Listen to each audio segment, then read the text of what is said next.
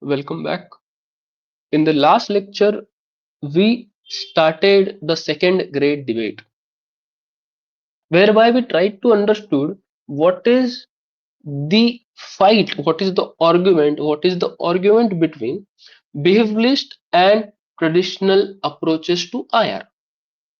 We saw Hedley Bull's criticism of behavioral approach, whereby he says in one line basically he wants to say if you lose norms out of political science, if you lose norms from international relations, what remains is not international, it is not a discipline of political science, right?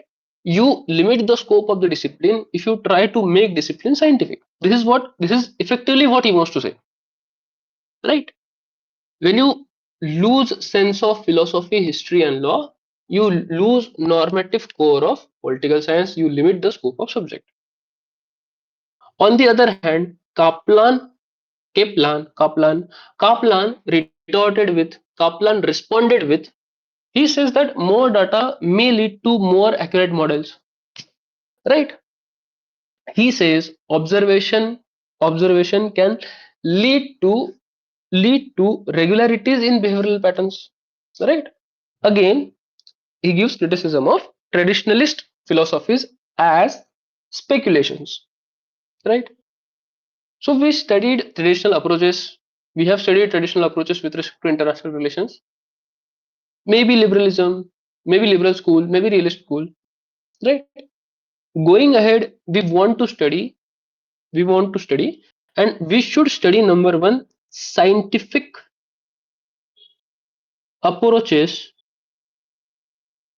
to study international relations.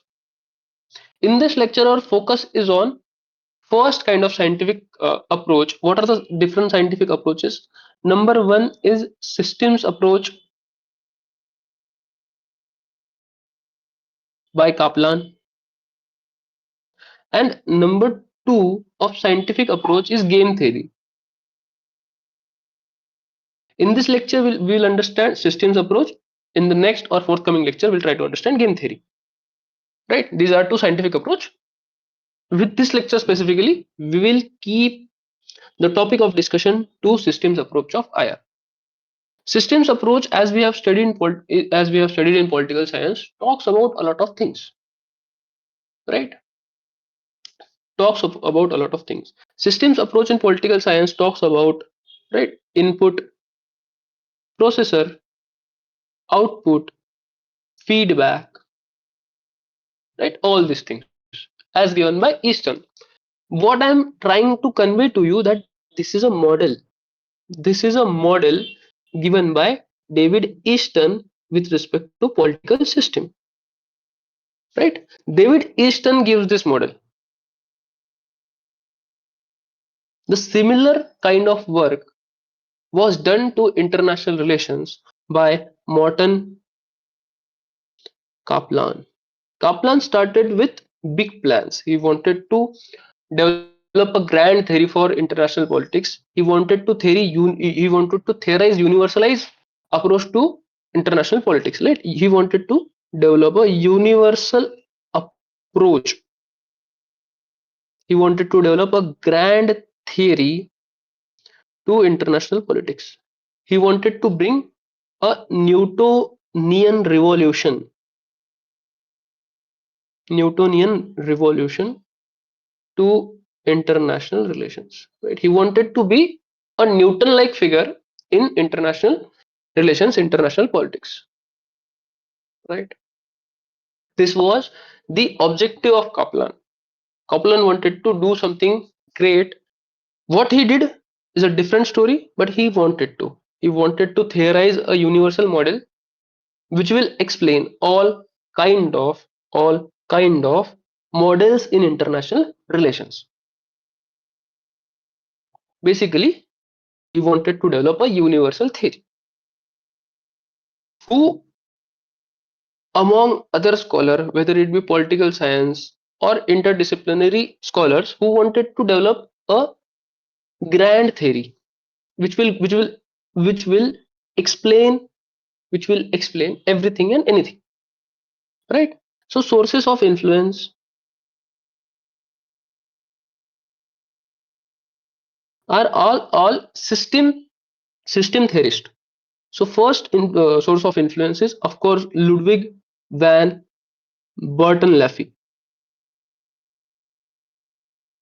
Ludwig van Bertalanffy and his theory of general systems theory.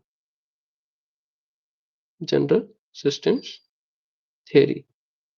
Bertalanffy gave general systems theory in sociology. The second influence was of course by David Easton and Easton's political system.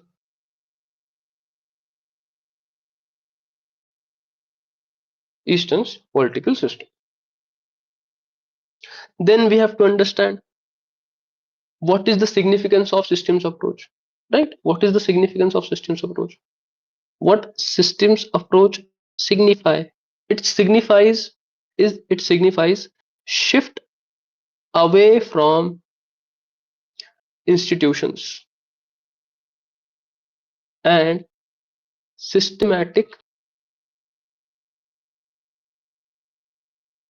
analysis.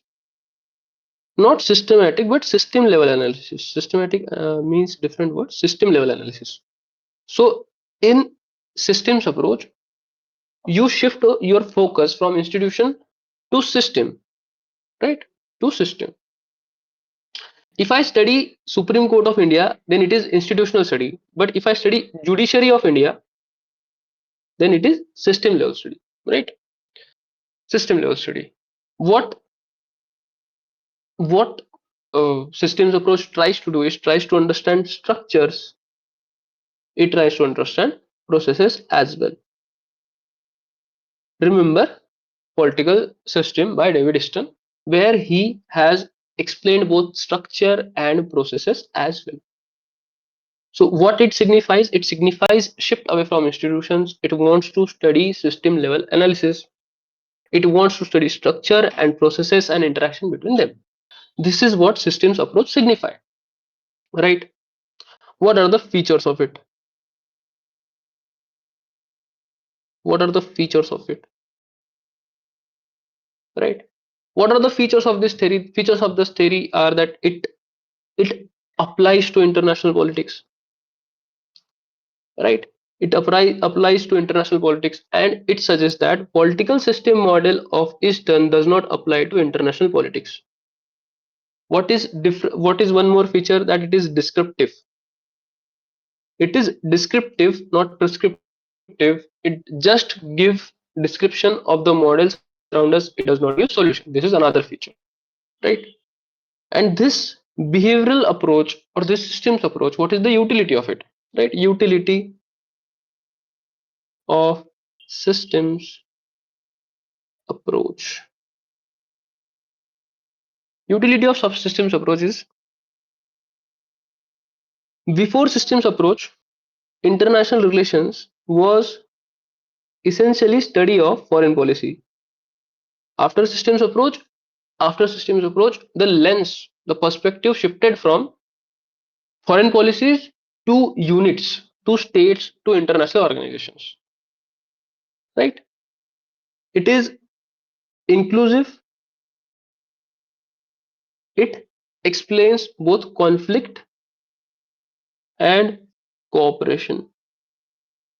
Right? It is inclusive. It explains. Right?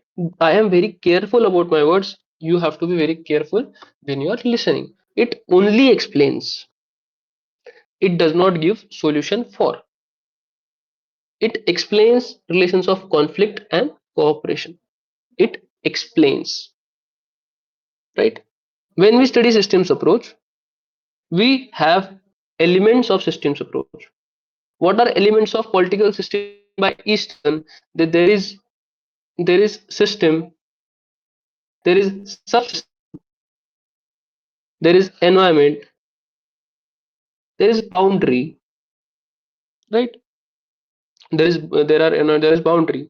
Outside boundary, no other factor will affect the system, right? There is feedback. These are elements of political system by David Easton. What are the elements of systems approach by Morton Kaplan, states and international organizations? Right. Again, this is where Kaplan's theory falls short. World today is not Westphalian. It is not state centric. World today, world today has different elements affecting it. World today is society centric. There is a lot of diffusion of ideas, people, capital. Right. This is where uh, Kaplan's approach falls short as well. Right. Again, remember what I'm trying to say. I too, as I am explaining, I am also listing the criticism of it. Why? Because questions are asked like that. Systems approach has criticism of number one, it is explanative, it is descriptive. What is other criticism? That it it is Westphalian, it focuses the study to states only. There are other actors in international relations as well. Right? And on basis of these units of states and international organization, or and on basis of the political system as given by Easton, Kaplan Kaplan gives six models of international politics. Six models of international politics. Right. Now, how these six models are categorized? Right. What are the basis of the categorization of these six models? These six models are categorized on basis of functions, that functions that units perform in these six models, and stability of the system or stability of the model. These are the two deciding criteria: functions and stability. The first model, as explained by Morton Kaplan, it is balance of power model.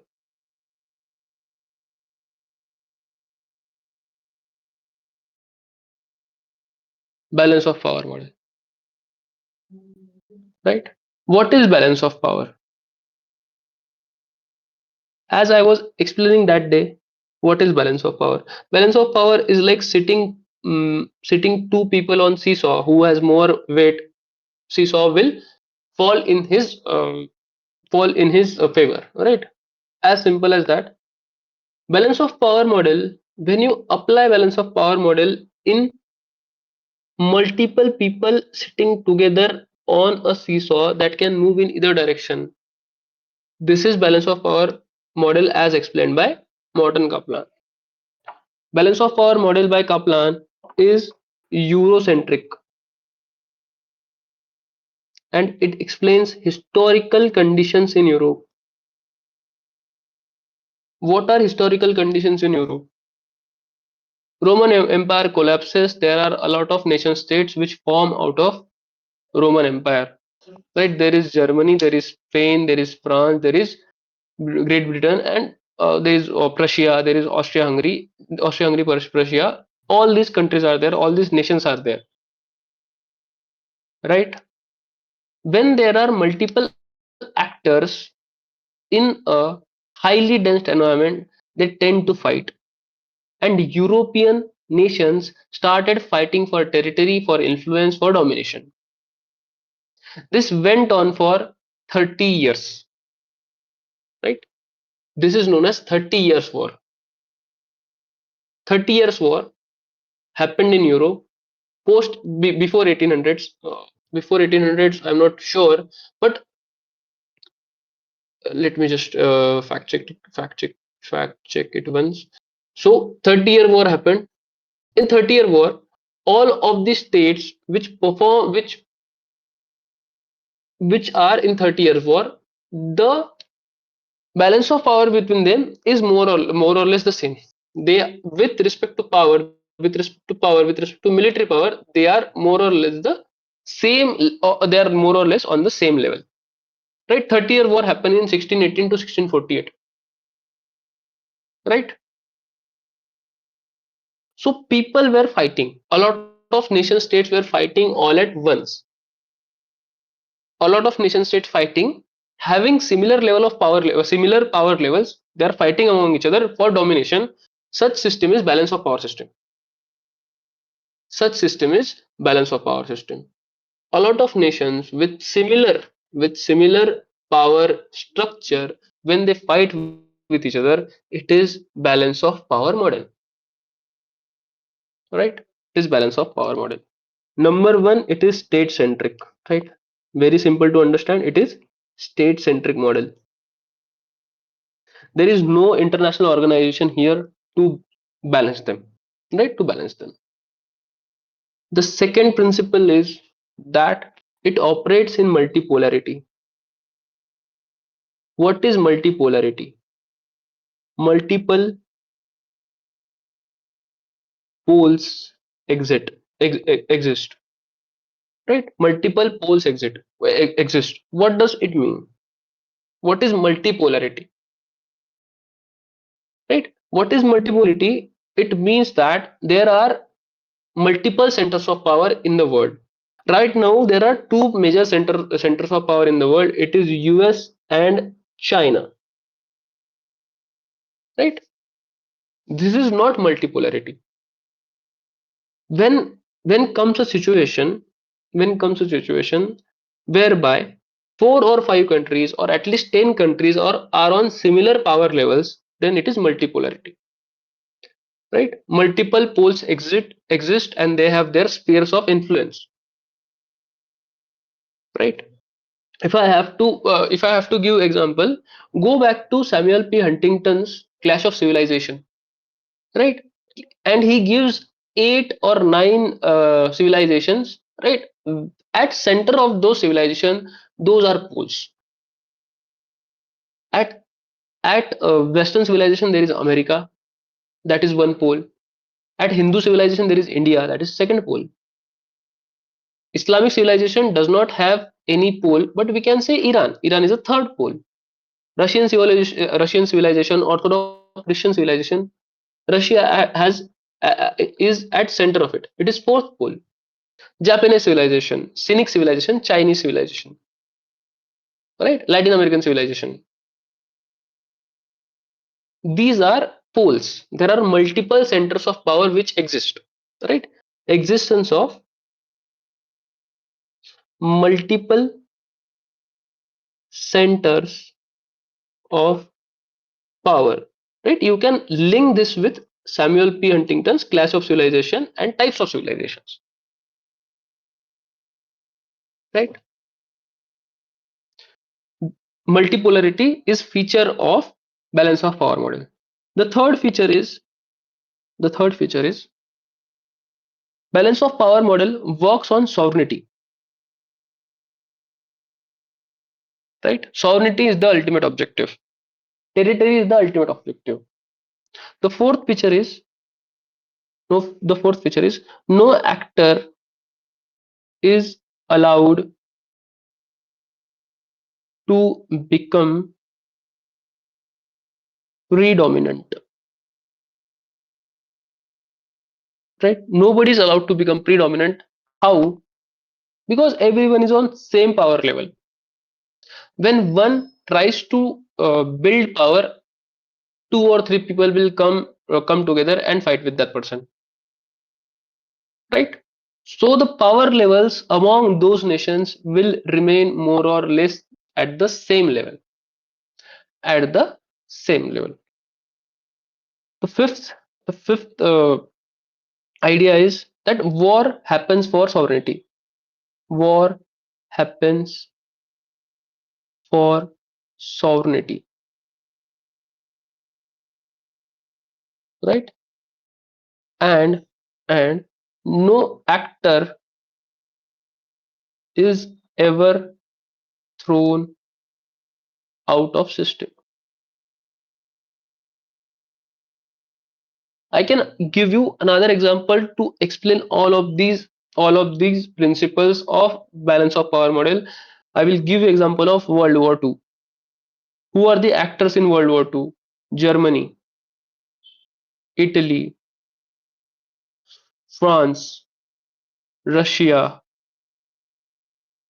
UK, right? USA, Japan, right? These are seven, eight. These are seven, eight people, or these are seven, eight actors which fought in World War Two. World War Two, World War Two. In World War Two, all these seven, eight nations were on equal power levels, right? They were states who fought with each other for what? For sovereignty, right? Multiple poles fighting together for sovereignty. In this situation, war happens for sovereignty. Even if an actor loses, that actor is not thrown out of system. Germany lost the war, but sovereignty of Germany was there, right? No actor is ever allowed to become predominant. After World War II, at least in Europe, no one became predominant. USA is a different story.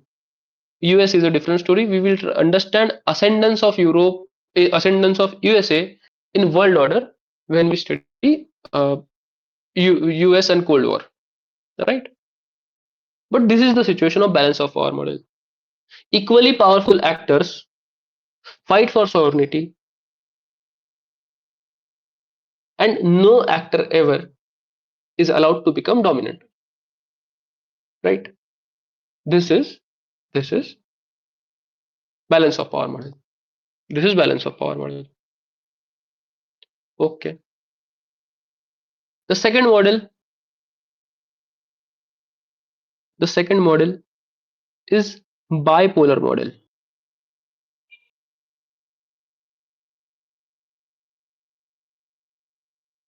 Bipolar model. And there are two types within bipolar model. The first bipolar model is tight bipolar model.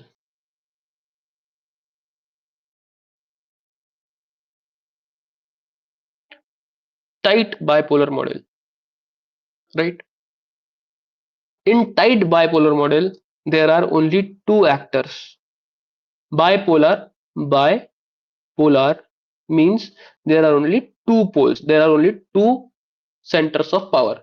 There are only two actors. There are only two actors. Let's say historical model. Let's say Spain and Portugal. Spain and Portugal were really powerful nations, neighboring nations who were powerful, and they split the world between them in 1400s, 1498 or something. I don't remember the actual date, but they were really powerful, right? And they basically split the world among them, and they had very tight bipolar relations, right? They had relation of high tension, right? High tension. You can visualize it by two really strong, right? Tied by bipolar model is basically like this: two really strong people in the game of, I don't remember the name of this game, Russi Cage, or what do you call in English? Uh, I don't remember, but yeah, I think you get the gist of it. What I'm trying to say, they're pulling the rope to pull the other person to cross the line. Right? I am not able to recall the name of the game. Right? So they are pulling each other, and there is tension between them. Right? Nobody is able to dominate. There is well defined diffusion of power. There is concentration of all the power in these two actors. There are other actors as well. There are other actors as well, right? But they are really weak. If they are there, if they are not there, they don't matter. They don't matter, right? This is tight bipolar model. This is tight bipolar model, right? This is how you can visualize it. really strong actors, and really strong actors where only these two actors model, these two actors matter, right? The second the second model within within right, tug of war. Tug of war is the game I remembered. The second model within bipolar model is loose bipolar model.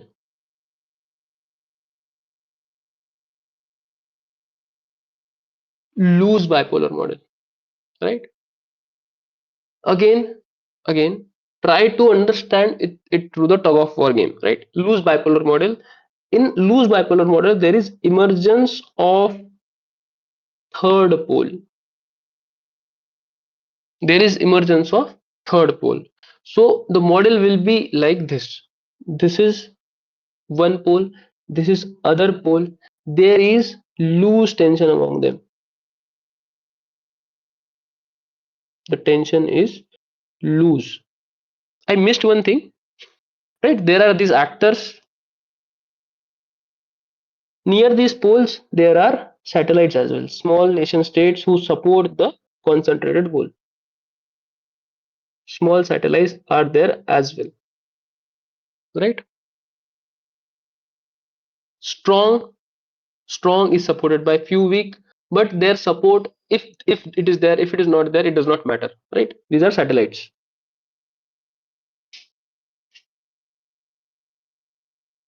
It does not matter if there is support or if there is not support. The poles are really strong. There is high concentration of power between the poles.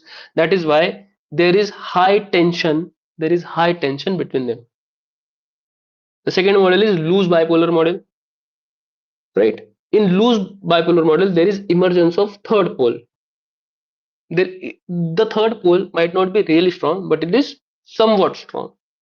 It is loose tension. The primary tug of war happens between these two nations as well, but there is this small pole which emerges as well, and these two states have tension with the third pole as well, right?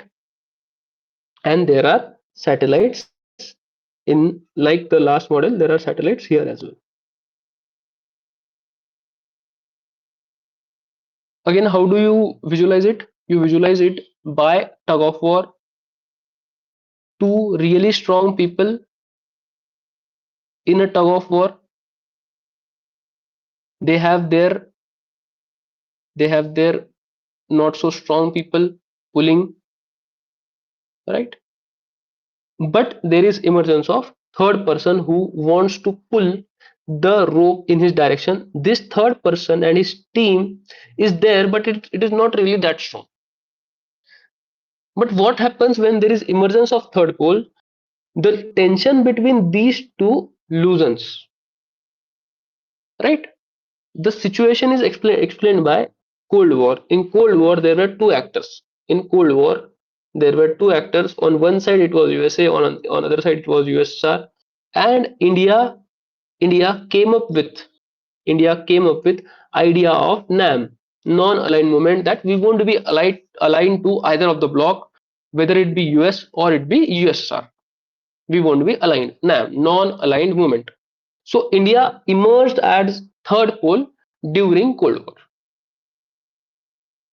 Lose tension between two poles because there is third pole which pulls the rope in the other direction, right? The third model, but not included in Kaplan's model, is very loose bipolar. It is not included within Kaplan's model. Kaplan's model's bipolar system has two models, one very tight bipolar, other loose bipolar. Third is within bipolar there is very loose bipolar, whereby you see you see satellites are leaving the satellites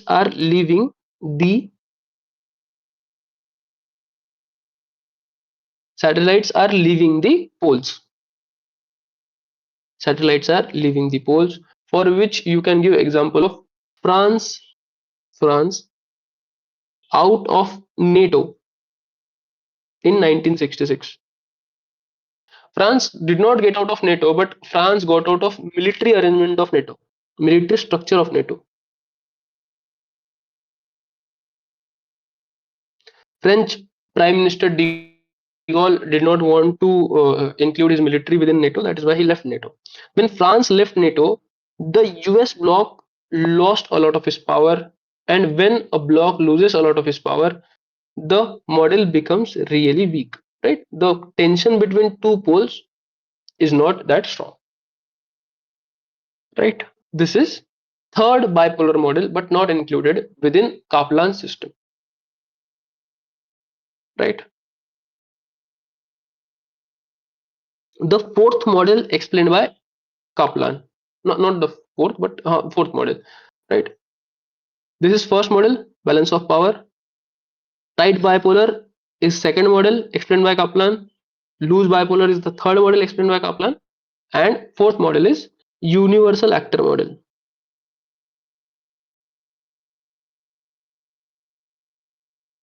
Universal actor model is a hypothetical model. It assumes world to be under world government, right? World government is there. This is a centralized body, world government, and under this government, various states function, right? This is world government, and under this world government, other state function. Let's suppose if UN becomes really strong body, it has its own military, it can enforce its laws and all those things on other nations, then UN can be a universal actor model. That there is a universal actor which controls the rest of the states. Universal actor is not a state, but it is world government, a body which will control other state, right? A universal actor which controls all other states. The fifth model explained by Kaplan was hierarchical actor model. Hierarchical actor model. Hierarchical actor model. What is hierarchical actor model? It is basically unipolarity.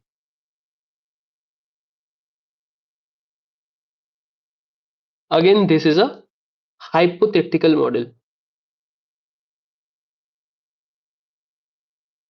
What is unipolarity?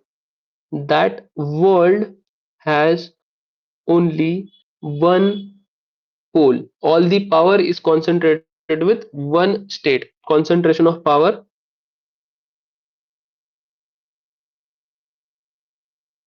in one state. If there is concentration of power in one state, it is unipolarity. One polarity poles. In unipolarity, what is going to be the model? There is going to be one hierarchical actor. Under this hierarchical actor, other states exist.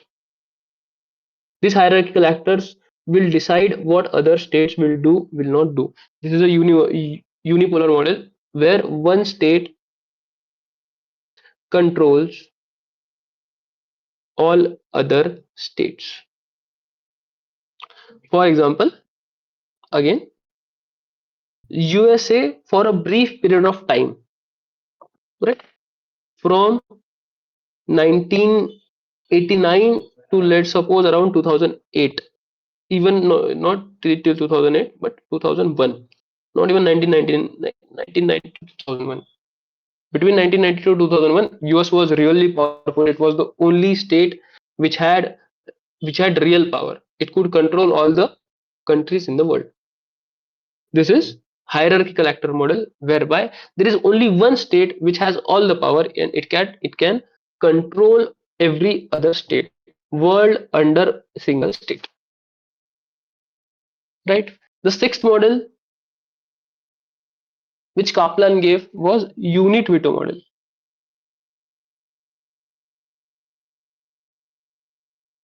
unit veto model, right? It is also a hypothetical model.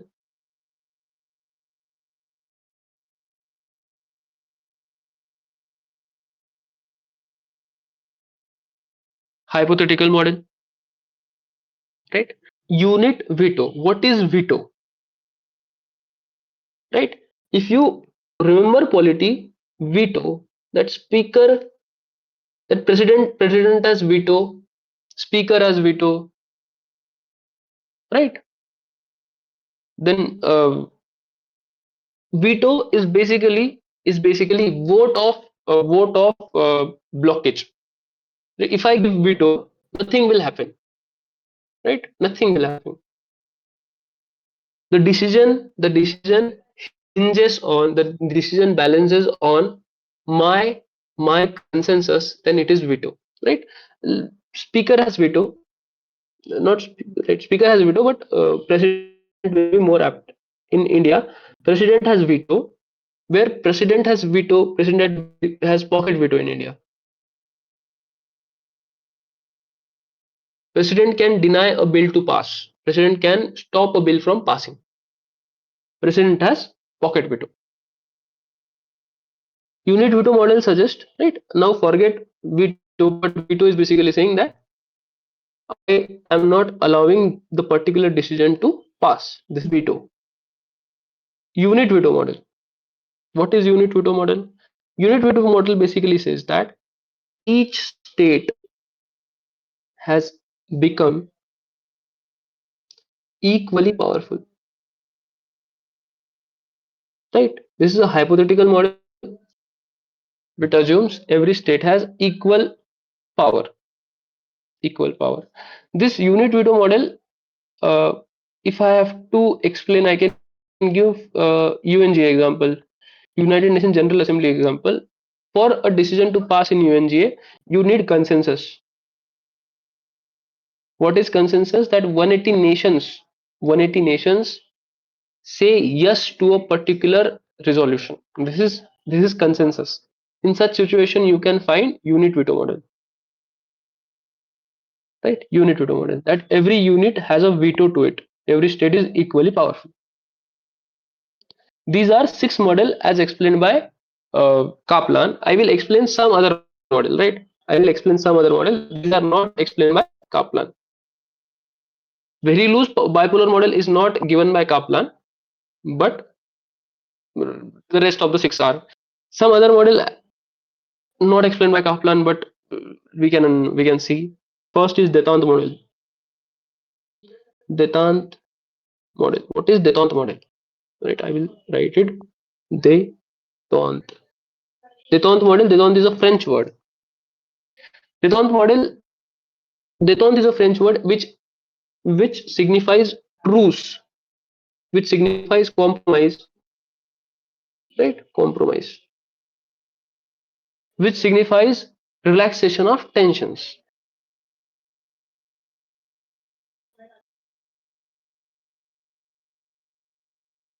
Relaxation of tensions. That there exist two poles, but there is no tension between them. There is no tug of war happening between them. There are two poles, they have their satellites as well, but the tension is not there. No tension. There is no tension, there is no tug of war happening. The Taunt model. Right? The eighth model we have to see is incomplete nuclear diffusion model. Right? This model suggests that there are going to be 15 around 15 states possessing nuclear weapons, and diffusion of nuclear weapons has happened, right? Diffusion of nuclear weapons has happened. Basically what it wants to say is that multiple multiple units or multiple actors, multiple states has nuclear weapons. The ninth model is unstable block system. This is opposite to détente, right? This is re-emergence of tensions. This is re-emergence of tensions. This is a historical model, right? What is détente? We will understand in Cold War. For now, all you have to understand that there is re-emergence of tensions between the two poles. After détente, there is re-emergence of tensions. So this is Kaplan's models, right? Nearly half of them are hypothetical. There is no analytical value of Kaplan's model other than descriptions. He just gives description of the existing model, and he make prediction with respect to what models he expects in the world that are going to happen. Right? But this has no analytical value. Right? Even in PSR papers, you really cannot use this anywhere. There is no interlinkage. Only use this as is if question comes on systems approach, or question comes on explain prominent scientific theories. You will explain this. You will explain preferential systems theory, preferential decision making, and that is it. So this does not have any analytical value. So to matlab, this does not have much analytical value to it, right? You can make interlinkages, but again, this is very descriptive. This does not have any analytical value as such. So, as it does not have any analytical value, we see a lot of criticism happening with Kaplan systems approach. Criticism of Kaplan, right? In Hindi, what you say, Hawai baate. This is Hawai baate. This is nothing else, right? This is Hawai baate. He thinks of something and he just writes it that yes, this has happened. This is going to happen. But why, how, when, what is going to be the conditions, on that Kaplan does not speak anything. That is why people like Hedley Bull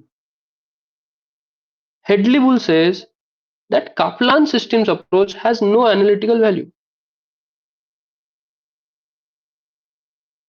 right? There is another scholar known as Stanley Hoffman,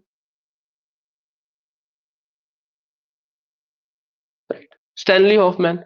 Stanley Hoffman quote, and I say, right? He says, and I quote: "It is a huge mistake in right direction. It is a huge misstep in right direction."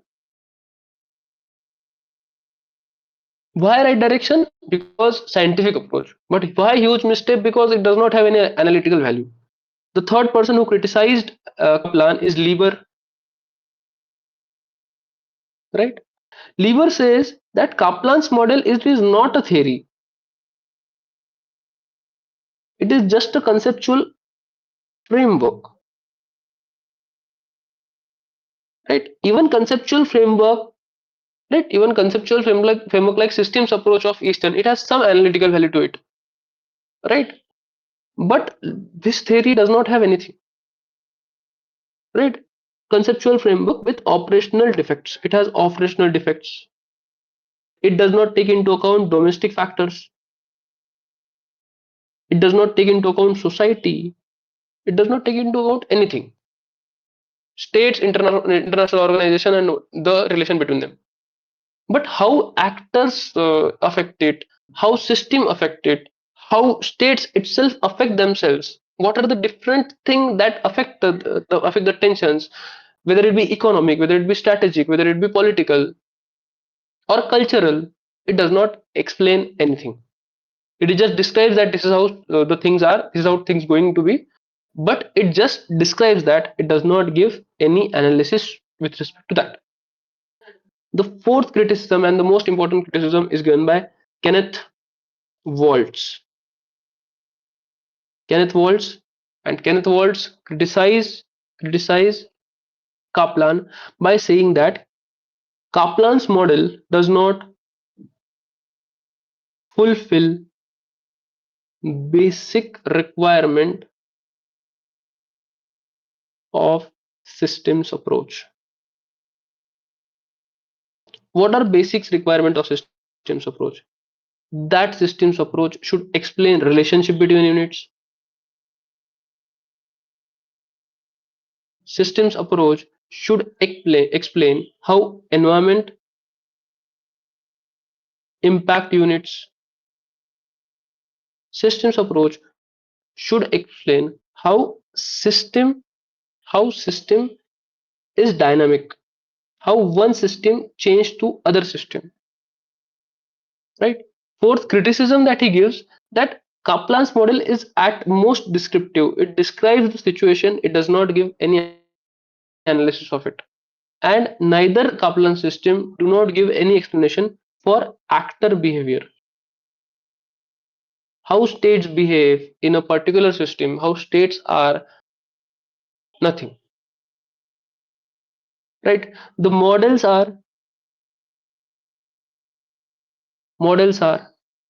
hypothetical, models are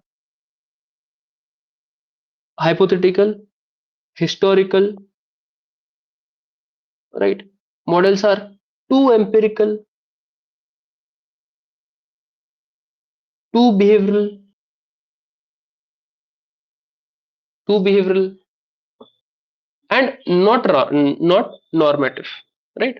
The whole system is impracticable.